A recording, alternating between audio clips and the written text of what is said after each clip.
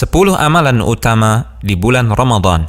Pertama, melakukan ibadah puasa. Rasulullah SAW bersabda yang artinya, barang siapa yang berpuasa Ramadan dengan penuh keimanan dan mengharapkan pahala, maka akan diampuni dosanya yang telah lalu.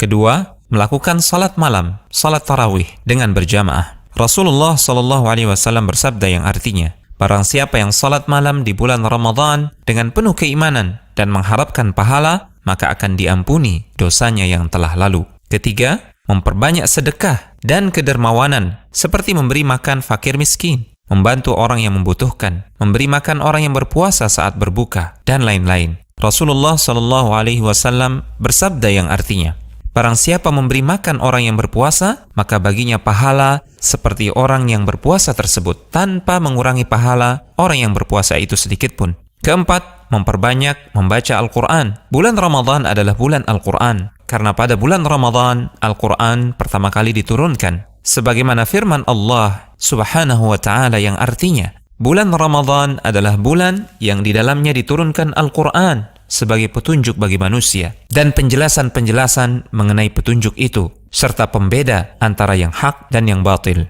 Kelima, melaksanakan ibadah umrah. Rasulullah SAW bersabda yang artinya, umrah pada bulan Ramadan sama pahalanya seperti melakukan haji. Keenam, melakukan i'tikaf di masjid. Dari Aisyah radhiyallahu taala anha, beliau mengisahkan, sesungguhnya Rasulullah SAW melakukan i'tikaf di 10 hari terakhir Ramadan hingga Allah Subhanahu wa taala mewafatkan beliau. Kemudian para istri beliau sepeninggal beliau juga melakukan i'tikaf.